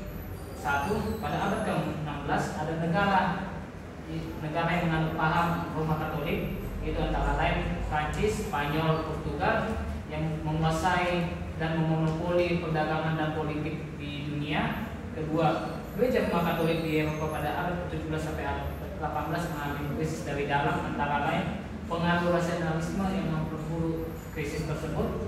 Ketiga, gereja Roma Katolik di Eropa melaksanakan kebaktian dalam bahasa Latin, sehingga jemaat yang ada di situ sangat kesulitan dalam beribadah dan mereka sangat asing dengan ibadah tersebut karena digunakan bahasa Latin. Dan salah satu faktor juga yang memperburuknya adalah pastor di Asia sangat sedikit, dikarenakan salah satu syarat untuk menjadi seorang pastor adalah bisa menguasai bahasa Latin. 4. Timbulnya krisis Roma Katolik dikarenakan terjadinya perselisihan antara ritus-ritus dalam tubuh gereja Roma Katolik sendiri. Terjadi perselisihan mengenai berbagai macam ritus-ritus yang ada. 5. Ada persaingan antara ordo Yesuit dan ordo lain, sehingga terjadi perselisihan yang hebat di antaranya. 6. Revolusi Prancis bersifat anti gereja. Sejarah gereja Roma Katolik di Asia pada abad ke-18. Di India sendiri, kemerosotan kekuasaan Portugal menyebabkan dukungan misi pada gereja Roma Katolik sangat berkurang, sehingga peranan misi di India tersebut sangat jauh berkurang. Di Belanda sendiri, Belanda sangat gencar dalam menghancurkan segala misi yang dilakukan gereja Roma Katolik. Di samping itu, di India sendiri terjadi masalah bagi gereja Roma Katolik dikarenakan perang Maranatha yang menjadi penghalang gereja Roma Katolik tersebut. Lalu, permulaan misi Protestan sedunia di Asia. 1. Peranan pietis dalam menghidupkan kegerakan misi Protestan. Pada abad ke-18 adalah masa fase baru bagi gereja di Asia, dikarenakan munculnya motivasi baru bagi mereka, karena tidak ada lagi motivasi dalam bentuk motivasi politik ataupun perdagangan. Motivasinya betul-betul murni dari panggilan Tuhan dan Alkitabiah. Dan menjadi pelopor dari hal itu adalah gerakan pietis. Gerakan pietis sendiri kita ketahui adalah gerakan kesalehan, yaitu gerakan untuk hidup kembali kepada kesalehan. Yang menjadi enam saran untuk membangun gereja Protestan pada saat itu adalah firman Tuhan, bahwa firman Tuhan harus fokus untuk kepada Tuhan, iman orang percaya. Iman harus dipraktikkan, tidak hanya didengarkan saja, namun dipraktikkan ke dalam kehidupan kita sehari-hari. Sifat orang Kristen dalam perselisihan teologis, pembaharuan pendidikan teologi, maka unsur paling berpengaruh dalam proses pietis adalah pengharapan baru bagi gereja. B. Misi pietis di Guna sejak tahun 1706. Menurut Neil, ada pola pelayanan mengandung 5 prinsip, antara lain pelayanan penginjilan harus didukung oleh pendidikan. Bahwa pendidikan sangat penting dalam melakukan suatu penginjilan. Kedua, diperlukan terjemahan ke dalam bahasa setempat mengenai Alkitab, bahwa tiap daerah, tiap wilayah memiliki bahasa berbeda masing-masing, sehingga antara bahasa satu dengan yang lain sangat berbeda, dan sangat dibutuhkan Alkitab dengan terjemahan bahasa asli mereka agar orang tersebut dapat memahami maksud dan makna isi Alkitab tersebut. Ketiga, pemberitaan Injil hanya dapat dilaksanakan ketika mengenai latar belakang agama dan budaya setempat. 4. Tujuan pelayanan misi adalah pertobatan pribadi, bahwa tujuan akhir dari segala pelayanan misi adalah pertobatan pribadi. Kelima, gereja membutuhkan pendeta asli atau pendeta pribumi sehingga misi tersebut tetap dapat berjalan dengan baik. Fase baru dalam sejarah gereja. Ada 4 unsur yang memungkinkan fase baru dapat terjadi. Antara lain, ada hamba Tuhan yang sungguh-sungguh bertobat dan mau murni untuk melayani Tuhan, tidak ada unsur lain di dalamnya. Kedua, ada tujuan yang jelas yaitu perkabaran Injil dan tidak boleh ada campur tangan unsur lain, bahwa memang murni untuk melayani Tuhan dan tidak boleh dicampurkan antara politik atau untuk mengincar harta kekayaan atau mencari harta kekayaan. 3, ada teologi yang jelas tentang pertobatan. Ada 4, ada visi yang jelas mengenai kehendak Tuhan. Bahwa Injil. Akhir Ishak. Misi Katolik pada abad 18 dan misi Protestan pada abad 19. Pertama, kita harus mengetahui dulu apa penyebab terjadinya krisis di Katolik. Yang pertama adalah terjadinya peralihan kekuasaan perdagangan dan di bidang politik. Terjadinya peralihan itu diambil alih oleh Belanda dan Inggris, dan hal itu membuat Portugis, Prancis, dan negara-negara Roma Katolik itu kehilangan tempat untuk bermisi. Nah, hal itu membuat misi Katolik itu menjadi menurun. Yang kedua adalah adanya alirannya Yanisme yang melawan atau menentang cara penginjilan yang dilakukan oleh Ordo Yesuit. Mereka menentang bahwa absolutisme itu tidak dapat dilakukan untuk semua orang, tetapi hanya dapat untuk dilakukan untuk orang yang benar-benar mengalami pertobatan. Lalu yang ketiga adalah adanya aliran-aliran lain atau pandangan-pandangan yang membuat gereja Roma Katolik itu dari dalam itu mengalami perpecahan atau pertentangan mengenai ajaran-ajaran atau mengenai banyaknya ritus-ritus yang ada di dalam Katolik. Yang keempat adalah dihentikannya akomodasi dan kongregasi propaganda, sehingga membuat misi Katolik itu menjadi terhambat dan menjadi lebih lambat untuk perkembangannya ke seluruh Asia. Lalu pada tahun 1773 Paus Clemens XIV itu menghentikan Ordo Yesuit dalam kinerjanya. Perlu kita ketahui bahwa Ordo Yesuit ini adalah alat bagi Roma Katolik untuk menghasilkan para misioner mereka dalam melakukan misi. Misi tidak dapat dilakukan tanpa adanya misioner. Jadi misioner ini diperoleh dari Ordo Yesuit. Nah, dengan berhentinya Ordo Yesuit ini, misi Katolik itu menjadi menurun sehingga tidak ada lagi para misioner untuk melakukan misi. Lalu masuk untuk perkembangan gereja Asia pada abad 15 hingga 18. Perkembangan misi asli gereja Asia itu pada abad 17 mengalami kenaikan sebanyak 0,6%, dan pada abad 18 itu menurun. Penurunan itu terjadi karena hambatan-hambatan, yaitu kurangnya tenaga yang dimiliki oleh misi gereja Asia. Tenaga itu seperti para misionernya. Para misioner pada saat itu sangat minim jumlahnya. Jadi untuk itu banyaklah pada masa Petrus itu banyaklah orang tertarik untuk melakukan misi dengan berlandaskan Alkitab. Sehingga pada saat itulah mulai berkembang misi ke seluruh Asia. Lalu permulaan misi ke Asia itu diawali pada peristiwa Pietisme oleh Philip Jacob Spener pada tahun 1675 dengan karyanya Via Desideria.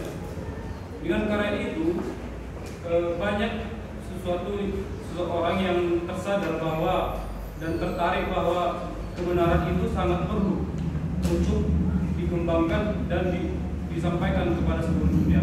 Pemahaman itu berlandaskan Alkitab dan berharap pada kehendak Tuhan saja. Lalu dilanjut oleh muridnya yaitu August Hermann Francke yang mendirikan Universitas Halle. Universitas ini adalah pemproduksi para misioner. Universitas ini menerima banyak sekali para orang-orang yang tertarik untuk melakukan misi, dan universitas inilah penghasil misioner untuk gereja Protestan. Lalu untuk perkembangannya saya lebih mengutamakan pada William Carey yang sangat banyak kontribusinya dalam hal misi. William Carey sangat memberi banyak pendapat mengenai hal-hal apa saja yang akan dilakukan ketika mengalami hambatan ketika melakukan misi di Asia. Yang pertama, harus melakukan tidak terjadi negosiasi dengan diri sendiri. Kita perlu mengetahui bahwa misi di negeri lain banyak sekali hambatannya, yaitu yang pertama adalah terjadinya pembunuhan oleh misioner. Dengan hal demikian, maka William Carey ini mengatakan jangan, kalau ingin bermisioner, janganlah bernegosiasi dengan diri sendiri. Yang kedua, beradaptasilah dengan lingkungan sekitar. Yang ketiga, menerjemahkan Alkitab adalah cara misioner Protestan berdasarkan lingkungan misinya. Lalu William Carey ini juga mengusulkan untuk membentuk lembaga misi. Lembaga misi inilah yang dibentuk di Inggris. Lalu di Inggris terbentuklah Baptist Missionary Society yang disingkat BMS. Oke. Pada saat Cukup. Baik, kita telah mengakhiri bagian yang kedua adalah laporan baca ini. Kita telah membahas bagaimana krisis misi Katolik itu ya. Sebelum saya mengurai ini, saya mau sampaikan beberapa catatan pengantar bagaimana misi Katolik ini mengalami krisis. Memang kalian tidak baca itu, tetapi saya akan sarikan dari halaman 139. Di situ sebenarnya bagaimana permulaan perluasan gereja Rusia Ortodoks di Asia Utara dan permulaan sejarah gereja Protestan di Asia pada abad ke-17. Dan kita sudah langsung lompat itu ke krisis misi Roma Katolik. Nah, jadi masuknya misi Katolik tadi ke Asia itu tidak bertahan lama. Tidak bertahan lama karena masuknya misi Protestan ke Asia. Nah, tadi di awal di laporan baca 3 kita sudah melihat bagaimana masuknya misi Katolik itu ke Indonesia sebagai contoh, ke Maluku, ke Ternate, ke Timur dan Timor Leste saat ini.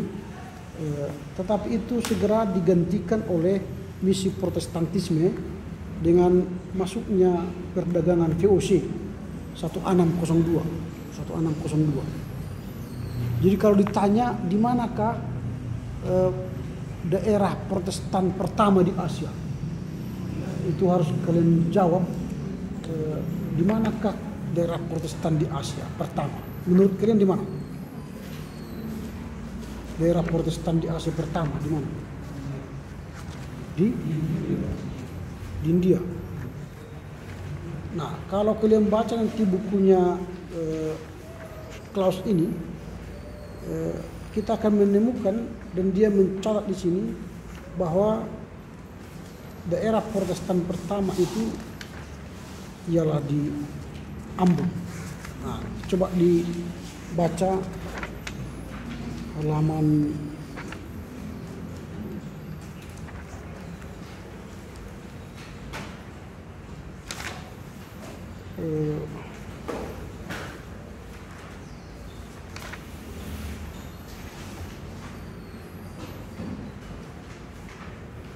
halaman 168. Klaus menyebut di sini dengan demikian, gereja Protestan pertama di Asia didirikan pada tahun 1605 di Ambon. Itulah gereja Protestan pertama. Artinya misi Katolik yang di Ambon dengan beberapa daerah di Indonesia lainnya diprotestankan oleh Belanda. Nah, tadi saya katakan di awal tadi kan akan terjadi penggantian kalau katakan agama lah ya, agama Katolik ke Protestan. Jadi ada usaha pemprotestanan orang Katolik di Indonesia. Itu sebab nanti pengaruh ajaran Katolik yang sudah ratusan tahun dihidupi oleh orang-orang Ambon misalnya, atau orang-orang Katolik Indonesia ini tiba-tiba diganti oleh Belanda dan memprotestankan, karena misi Protestan dibawa oleh VOC Belanda ke Indonesia. Nanti makanya sering kalian dengar kalau ada orang meninggal, siapa yang mensakrameni yang meninggal itu katanya. Padahal di Protestan tidak ada istilah sakramen bagi orang meninggal. Itu ajaran Katolik. Itu sisa-sisa yang terjadi akibat pemprotestanan orang Katolik. Jadi ada dia walau Protestan tapi masih berasa atau bernuansa Katolik. Nah, itu. Jadi kemudian begini, kalau kalian misalnya mendengar pernikahan lalu dikatakan siapa yang mensakrameni pernikahan ini. Padahal bagi Protestan pernikahan bukan sakramen, tapi itu ibadah pemberkatan nikah. Itu akibat dari kita ini dulu adalah Katolik yang diprotestankan oleh Belanda. Dan lama sekali kita Katolik, ratusan tahun. Mulai abad ke-16, 17 kita sudah Katolik. Dan itu diprotestankan abad ke-19. Nah, kalau abad ke-15 tadi masuknya misi Katolik itu, tapi abad ke-17 tahun 1600 itu baru kita diprotestankan oleh Belanda. Itu berarti ada 1-2 abad kita Katolik. Nah, itu hampir sama dengan Islam masuk ke Indonesia. Islam masuk ke Indonesia itu adalah Islam Syiah. Islam Syiah itu ialah Islam yang disebarkan melalui keluarga Muhammad. Itu masuk ke Samudra Pasai di Aceh dan ke Jawa. Dan lama sekali itu, ratusan tahun, hampir 4 abad juga Islam Syiah itu. Lalu kemudian masuklah Islam Sunni. Islam Sunni ialah Islam yang disebarkan oleh sahabat-sahabat Nabi. Dan itu yang paling besar sekarang di Indonesia, Sunni. Dan orang-orang Islam di Indonesia walau sudah Sunni, tetapi ajaran Syiah masih hidup. Misalnya ada kenduri, ada 7 hari, 14 hari sampai 1000 hari bagi orang meninggal. Itu ajaran Syiah, tapi dikerjakan oleh orang Sunni. Jadi Gus Dur mengatakan dulu, kita ini Islam di Indonesia ini adalah Islam Sunni tapi rasa Syiah. Jadi hampir sama dengan kita tadi. Kita ini Protestan tapi rasa Katolik. Nah, ini jadi bahkan kita masih menganggap berbuat baik itu masuk surga. Kita mau melakukan kebaikan supaya masuk surga. Itu Katolik. Padahal kita melakukan kebaikan karena sudah masuk surga walaupun masih di bumi. Itu ajaran Protestan, ajaran Luther kan. Kita ini melakukan kebaikan bukan supaya, tetapi karena. Bukan supaya masuk surga, tapi karena sudah penghuni surga walau belum di surga. Jadi perbuatan baik itu adalah ungkapan syukur kita kepada Tuhan. Nah, itu bedanya. Jadi itu yang kita lihat terjadi pemprotestanan Katolik di Indonesia. Nanti semua gereja-gereja GPIB itu yang dikelola oleh Belanda itu juga adalah pengprotestanan dari gereja Katolik. Yang tidak berhasil mereka memprotestankan ialah di MND Flores Timor Leste itu dulu tidak bisa diprotestankan. Mereka tetap jadi Katolik.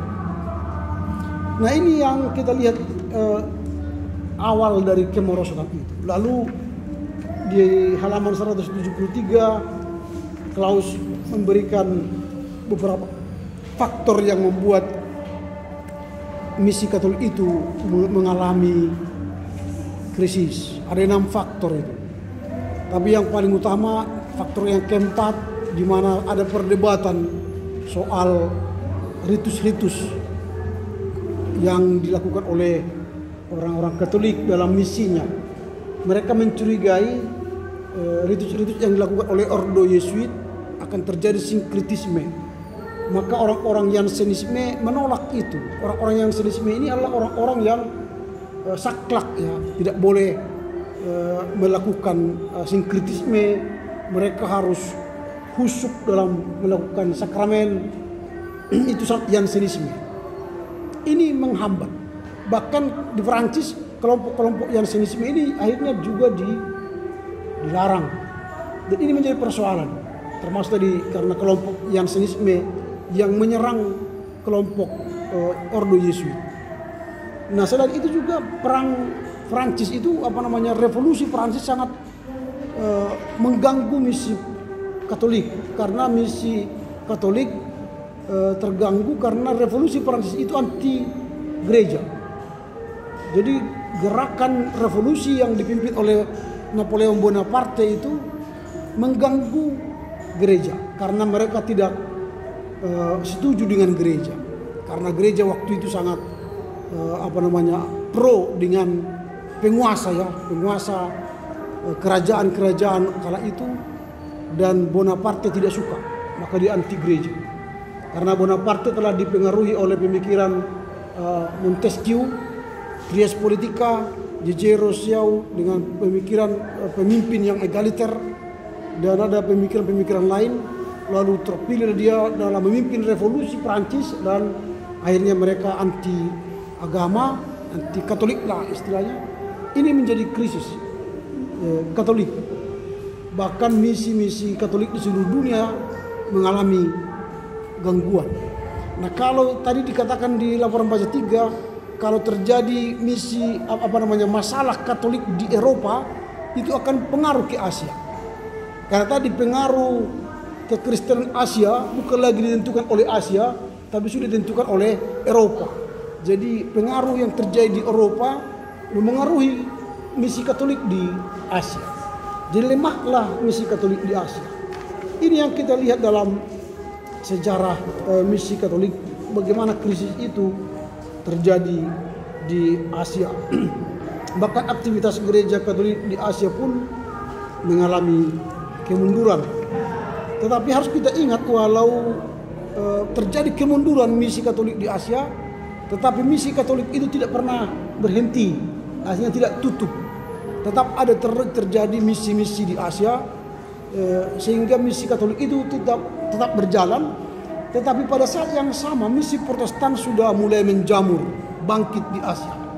Itu dimulai dengan gerakan pietisme yang disponsori atau dipelopori oleh Philip Jacob Spener, kemudian Herman Franke, dan mereka ini adalah tokoh-tokoh pertobatannya, kesalehan. Ini bukan dari gereja arus utama. Mereka ini lahir dari persekutuan-persekutuan doa di luar gereja. Misalnya Rhein Mission Gesellschaft itu adalah persekutuan doa di pinggir sungai Rhein di Jerman. Jadi bukan di bawah gereja itu. Jadi persekutuan-persekutuan doa ini punya tekad, punya misi mengirim tenaga-tenaga misi Protestan ke luar Eropa. Nah ini sama dengan Ermelo, sama dengan NZG, DZG. Itu semua adalah hasil persekutuan-persekutuan dari kelompok-kelompok doa. Nanti kalian kalau belajar ekumenika, belum belajar ya ekumenika ya. Nanti di situ kalian akan mempelajari bagaimana kelompok-kelompok doa ini memengaruhi lahirnya lembaga misi dunia nanti. Dan itulah yang akhirnya datang ke daerah-daerah dunia termasuk Asia mengabarkan Injil. Nah, kalau di kita misalnya ini seperti kelompok-kelompok doa di kampus-kampus, Perkantas, LPMI atau KMK sekarang atau PMK di kampus-kampus itu melahirkan gerakan-gerakan misi. Misalnya di ITB dulu ada gerakan misi-misi persekutuan doa kampus, akhirnya melahirkan GKD sekarang, Gereja Kemah Daud. Itu banyak gereja-gereja yang dihasilkan melalui persekutuan doa. Termasuk gereja kita yang ada di Sumatera Utara ini hasil dari persekutuan doa Rain Mission Geselsat. Nah itu ya. Jadi dari pietisme. Makanya lagu-lagu kita lagu-lagu pietisme. Coba nanti lihat buku ND kalian, Kitab Enden atau apalagi Haleluya, itu selalu lagunya kita meninggalkan dunia gitu. Lebih enak di sorga gitu. Kalau lihat nanti lagu-lagunya itu. Makanya lagu-lagu kita itu lebih banyak lagu-lagu pietis. Tapi kita sekarang yang lahir dari gereja pietis tidak lagi pietis, itu persoalannya. Kita ini sekarang sudah hampir sekuler gitu. Karena yang kalian nyanyikan sekarang bukannya lagu-lagu pietis gitu. Yang kalian nyanyikan ya lagu-lagu sekuler, lagu-lagu pop ya, lagu-lagu pop rohani yang tidak punya nilai teologis. Tapi kalau lagu-lagu harismatik, bukan lagu-lagu pietis ini sangat membakar semangat untuk menginjil. Sekarang siapa yang bersemangat menginjil? Nggak ada yang bersemangat menginjil. Mengunjungi rumah tangga pun pendeta nggak ada yang mau lagi sekarang. Tapi mengunjungi orang kaya mau. Kalau orang-orang miskin nggak mau. Tapi lihatlah gereja-gereja Pentakosta harismatik sekarang, rajin sekali mengunjungi jemaatnya. Mengapa? Karena itu tergantung ini. Kalau mereka kunjungi banyak jemaat, maka dapat mereka banyak uang. Karena gaji mereka tidak ada. Tidak seperti pendeta-pendeta yang di gereja-gereja kita ini. Tanggal 1 pergi tidak pergi, berdoa tidak berdoa, baca kitab suci tidak baca kitab suci, datang gaji gitu, transfer gitu. Tapi kalau mereka kalau tidak dikunjungi jemaatnya, tidak ada yang mengalir, nggak makan dia.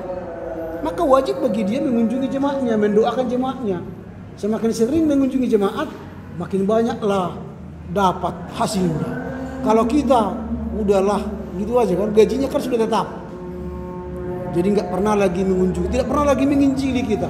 Penginjilan ke dalam tidak ada lagi. Kunjungan rumah tangga, ya paling-paling ibadah PJJ, pertonggoan, pertangyangan, itu aja pendeta mengunjungi jemaatnya. Atau pada waktu mati sudah telepon, Pak pendeta udah mati, oh iya baru datang dia. Kalau saya sehat nggak perlu itu. Bahkan dia sampai pindah pun nggak pernah menginjak kaki jemaatnya, rumah jemaatnya. Jangankan jemaatnya, rumah sintuanya pun nggak pernah dia injak selama 5 tahun dia di situ. Aneh gitu kan. Nah itu, janganlah kalian termasuk di situ nanti.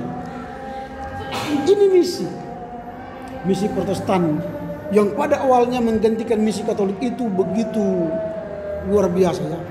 Dimulai dari misi pietis di Tranquebar India Selatan itu luar biasa. Baru ke Indonesia itu pusat-pusat misi itu di India Selatan dan kemudian di Indonesia. Nah ini yang kita lihat nanti bagaimana di Indonesia ini mulai dari Tanah Batak, kemudian dari Sulawesi sampai di berbagai daerah ini disampaikan oleh Klaus di sini, termasuk di Tiongkok, termasuk di belahan-belahan bumi lain di Asia ini, bagaimana misi Kristen Protestan itu dilaksanakan. Nah kemudian saya katakan tadi pada abad 16-17 itu masih misi Katolik, tapi pada abad ke-19-20 ini sudah zamannya Protestan. Nah jadi misi Protestan ini sungguh luar biasa dan memang akhirnya nanti kita mengenal nama-nama. Selain kalau di Katolik tadi Xaverius ya, kalau di Protestan adalah William Carey, orang Inggris yang datang ke India. Nanti dia disebut dengan rasulnya orang India itu William Carey. Nanti kita akan membahas ini secara mendetail di tugas kelompok. Bagaimana kiprah dari seorang William Carey di India, Dan ini akan kita bahas nanti lebih mendalam. Dan masih banyak lagi yang disampaikan oleh Klaus di sini. Karena waktu saya tidak bisa menjelaskannya. Silakan baca. Dengan demikian kita mengakhiri pembacaan buku ini. Dan setelah UTS kita akan masuk pada bukunya Anne Rak, Sejarah Gereja Asia yang warna biru. Kita akan membahas nanti bagaimana perkembangan kekristenan sejak 1945 dan sampai sekarang. Nah, dengan demikian saudara telah bisa sedikit ya menguasai pemikiran Klaus Wetzel mengenai sejarah gereja Asia, dan kita akan lanjutkan dengan pemikiran Anne Rak nantinya. Oke. Silakan siapa yang menutup nyanyi dan doa.